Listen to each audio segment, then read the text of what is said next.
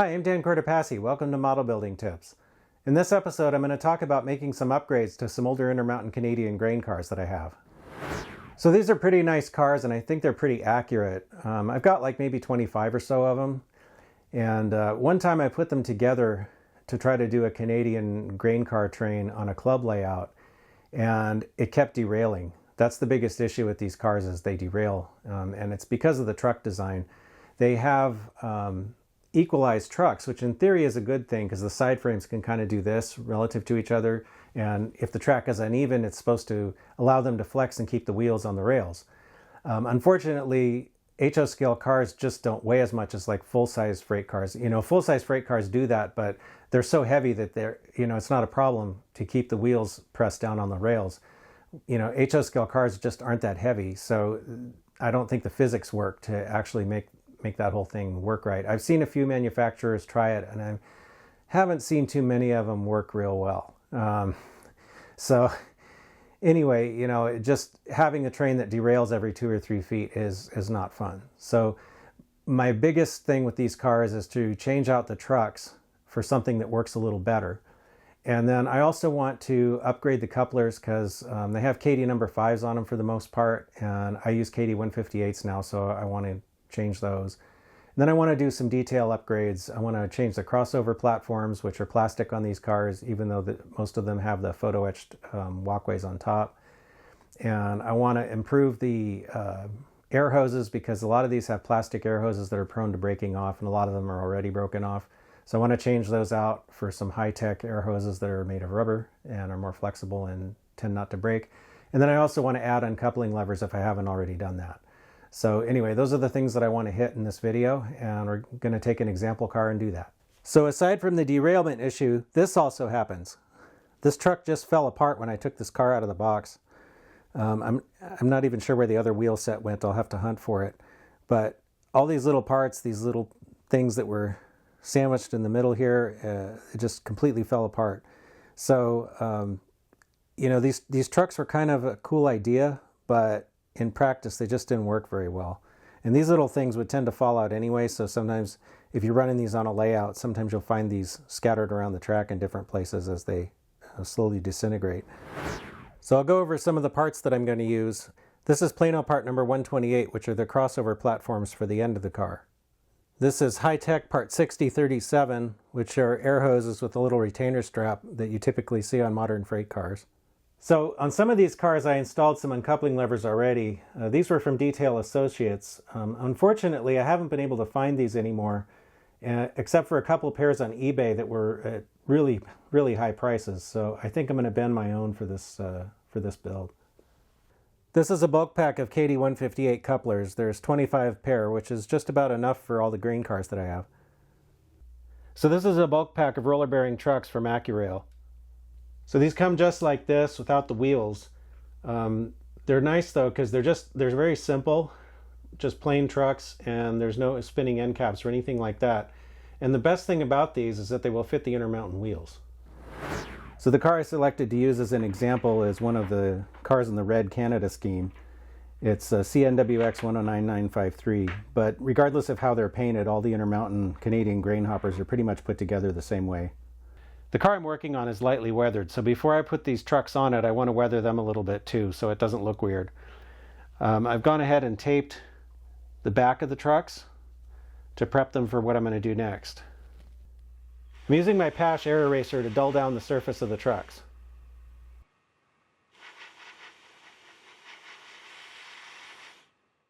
So now that I've blasted these and washed them, and they've had a chance to dry, you can see it's a nice dull color.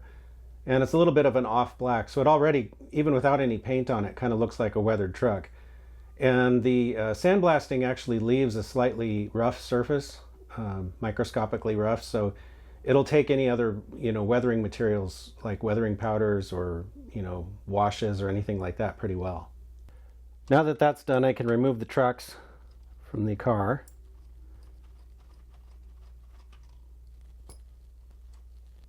Go ahead and remove the wheels. Whoops, sometimes they try to roll away. And now I can put the wheels in the new trucks.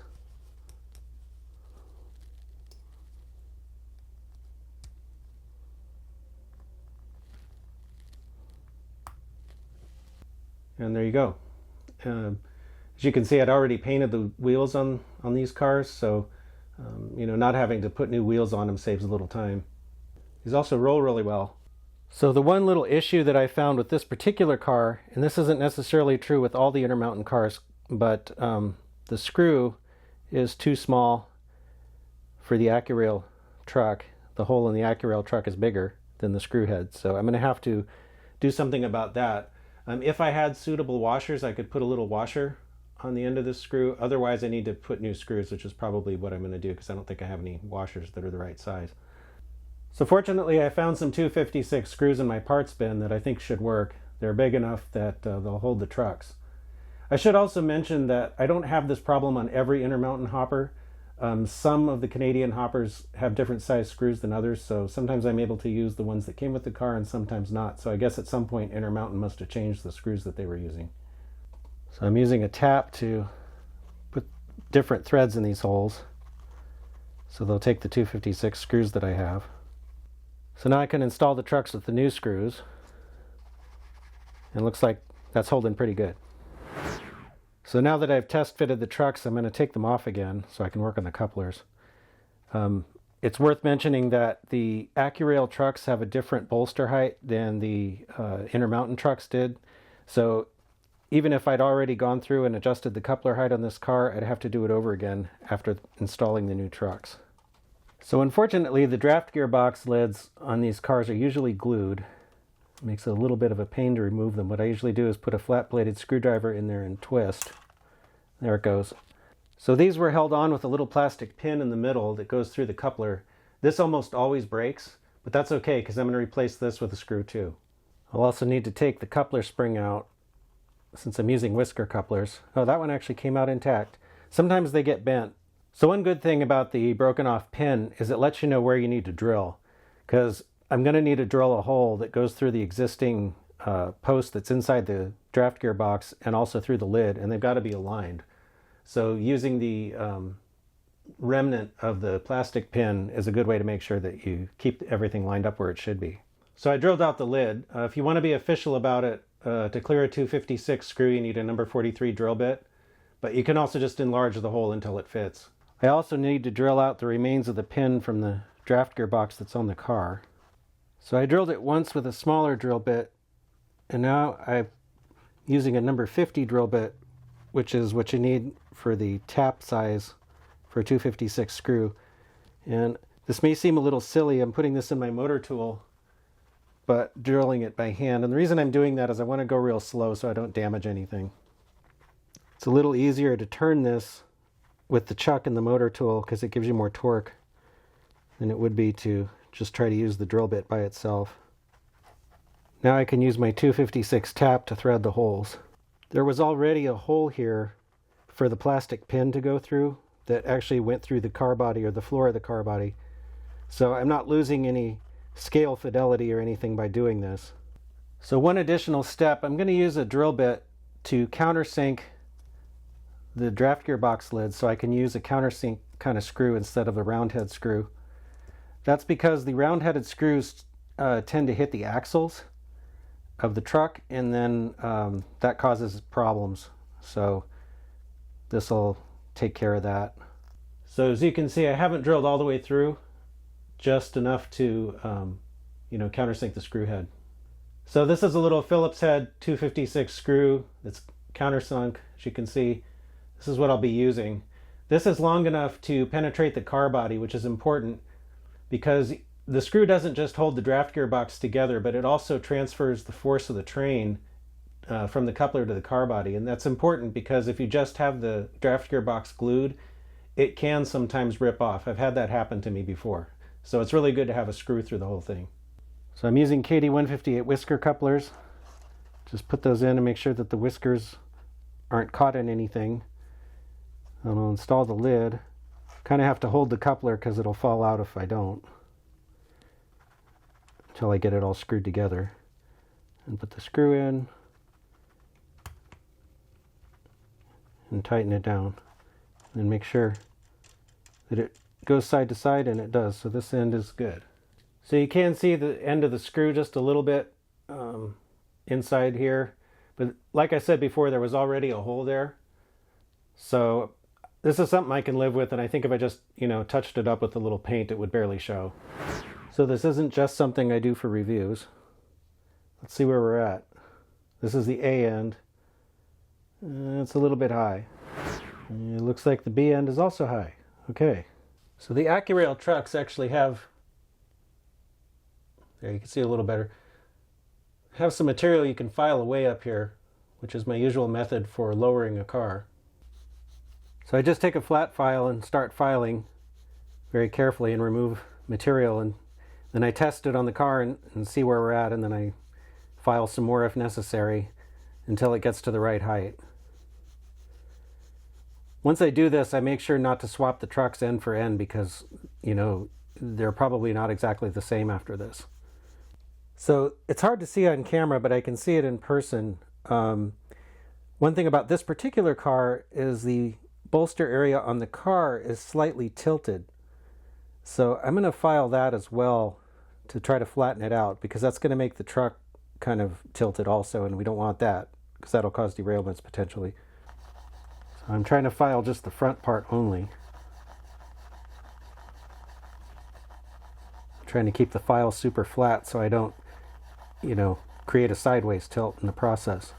So when you do a lot of filing and you kind of get to the point where it doesn't seem like things are changing, you got to look for something else. And I noticed that these little bumps here, which I think on the prototype keep the car from wobbling actually, are actually contacting the corresponding little bumps on the car, and I think that's preventing this from going down any further. So I'm going to go ahead and remove those. So I took the wheels off this truck to make it a little easier to get to, and I'm just going to file those down. So this car took a little more work to get the couplers right than most of the ones I've been doing. But every car is a little different. Anyway, the A end looks pretty good. And the B end looks good too. So I also tightened one truck down enough that it will pivot back and forth so that the car can go through curves, but it doesn't rock. That'll keep the car from wobbling. The other end should be left looser because you want one truck to be able to flex over uneven track. So that pretty much takes care of the mechanical upgrades, but I want to do some cosmetic upgrades too while I'm at it. So in a lot of my cars, these plastic air hoses have already broken. On this particular car, they're both intact, but I'm going to replace them anyway just because they're so easy to break, and if they're not broken yet, they probably will get there. So I'd rather use the rubber hoses from Hi-Tech on this car. I'm going to remove the truck again. I'm only going to work on one end at a time so I don't confuse the trucks because, like I mentioned before, now that the coupler height's been readjusted, the trucks are not the same. I'm going to use a number 17 blade and just try to cut this away. Some of them come off easier than others. Oh, that one was pretty easy. Just came right off. So these particular Hi-Tech hoses I'm using have these little rubber pins, I guess you could call them, or projections or something, that stick out. And these are designed to fit into holes that you have to drill into the side of the draft gearbox. So whenever you have a repetitive process like drilling holes twice per car for 25 cars, it can be helpful to come up with a little tool to help you do that. So I made this little drilling template by very carefully figuring out where the holes needed to be. And now I can use this to make sure they get in the right spot on every car. So I'm just going to hold the template against the draft gearbox, and then I can just drill the holes. I'm actually going through the stirrup step here, so I got to be a little careful that I don't damage that. I'll just snip a couple of these off. I'm going to apply some CA to the hose, to these little nubs on it that go in the holes that I drilled. I don't want to risk getting too much glue inside the draft gearbox. That's why I'm putting it on this part. Now I can put this in the holes that I drilled. Take a little coaxing sometimes. So it was a little awkward to get that done on camera, but off camera I managed to get them in the holes. These things, they're very flexible, so it's kind of hard to hold them still enough to actually maneuver it, but I finally got it. I'll just let that dry for a while.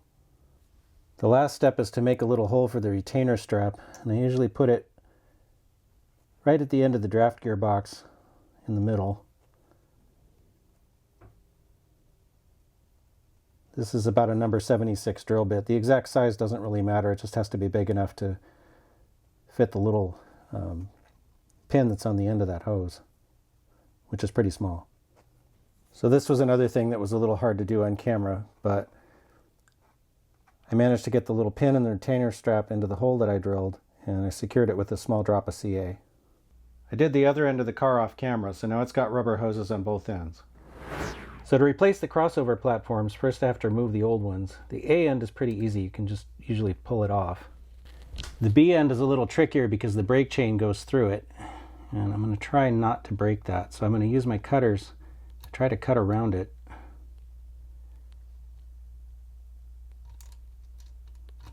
Whoa, whoa, and I didn't do it.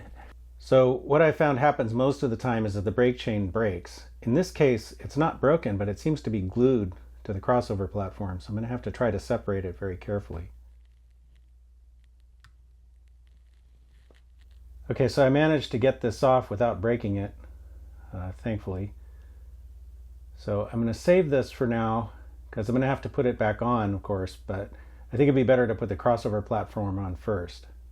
So the Plano part is actually several parts. There's the crossover platform for the B end, which has a hole in it for the brake chain. There's a crossover platform for the A end, which doesn't have a hole. And then there's these two support brackets.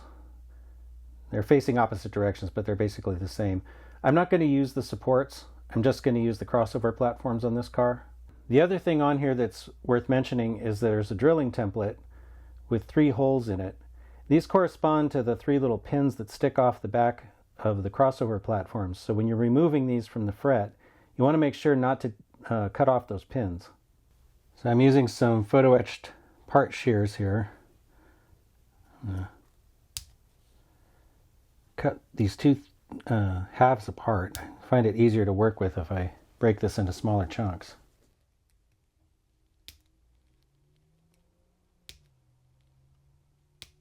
So on the B end piece, I'm also going to cut the back part of the hole out because it gets in the way. And it's not 100% prototypical, but I'm going to cut a little bit more over here to make the hole slightly bigger. So the reason I made the hole bigger was to accommodate the brake chain, because unfortunately the InterMountain brake chain and the hole in this crossover platform don't quite line up right. These are kind of generic platforms, that could be used on a lot of different cars, so the chain's not always in exactly the same spot. So you can use the drilling template. However, I've discovered that the InterMountain car has these little indents that were where the original crossover platform attached, and if you drill through the middle one and the 2 end ones, the holes end up in just about the right places. So that's what I'm going to do. So I put a tiny drop of CA on the pins, and now I just have to line them up and put them in the holes. I've removed the truck from the B end to make this a little easier, and I'm going to put the brake chain through the hole in the platform and drop it back into its spot. And now I just need to glue that back together. So now that I have it positioned, I'll secure it with a drop of CA up here. And another one here. And it's moving a little bit, but that's okay. I can fix it as the glue dries. Now both ends of the car have crossover platforms that look a lot better than the originals. Before we move on, I have this other car where the chain did break under the brake wheel, and I want to show a solution for that. So I'm very carefully drilling a little hole in the bottom of the brake wheel housing. I have a little piece of 10/1000 wire, at least I think it's 10/1000, pretty small. Bend a little L bend in the bottom. So this was a little hard to do, so I did it off camera, but this is some 40 link per inch chain, and I took the last link and threaded the wire through it. Now I'm going to cut this a little shorter. So this was way too fussy to do on camera, but what I did was I stuck the hook that I made into the hole that I drilled in the bottom of the brake wheel and used some CA to secure it. Then I let the chain dangle through the hole in the crossover platform, and then used some more CA to glue it to the remnant of the brake part that's down here, and then I just cut off the excess. So I think it looks pretty good. So for this last step, I'm going to use some Detail Associates eye bolts and some 12/1000 brass wire. So I'll start by drilling a hole in the diagonal support for the stirrup step. I looked at prototype photos to figure out where this should actually go.